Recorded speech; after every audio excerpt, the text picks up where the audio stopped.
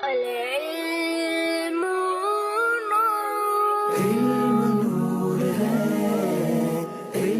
نور بسم اللہ الرحمن الرحیم۔ ناظرین، آپ کو علم نور ہے سلسلے میں خوش آمدید کہتے ہیں۔ آج ہمارا موضوع ہے تیمم کا طریقہ۔ سب سے پہلے ہم تیمم کے فرائض کے بارے میں سیکھتے ہیں۔ تیمم کے 3 فرض ہیں۔ پہلا ہے نیت کرنا، دوسرا ہے پورے چہرے کا مسح کرنا، اور تیسرا ہے کونیوں سمیت دونوں ہاتھوں کا مسح کرنا۔ تو آئیے آپ تیمم کے طریقے کے بارے میں کچھ سیکھتے ہیں۔ سب سے پہلے نیت کرنا۔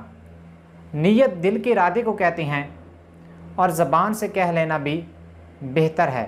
اور یوں نیت کیجئے کہ میں بے وضوئی یا بے غسلی یا دونوں سے پاکی حاصل کرنے کے لیے تیمم کر رہا ہوں۔ دوسرا فرض ہے پورے چہرے کا مسح کرنا۔ دونوں ہاتھوں کو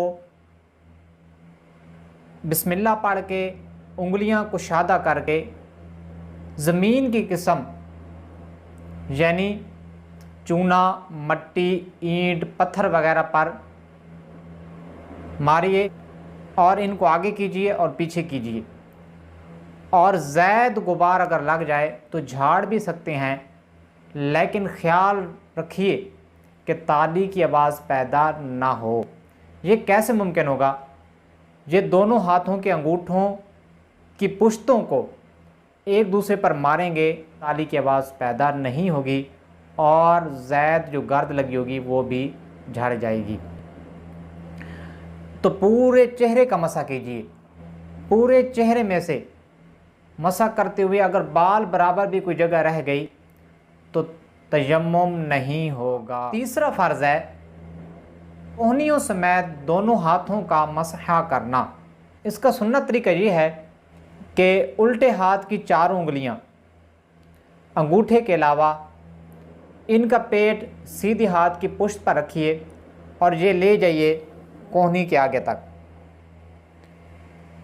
اور پھر یہ ہتھیلی بچ جائے گی تو الٹے ہاتھ کی ہتھیلی سے سیدھے ہی ہاتھ کے پیٹ کا مسح کیجئے اور کونی سے یہ ہاتھ تک لے آئیے۔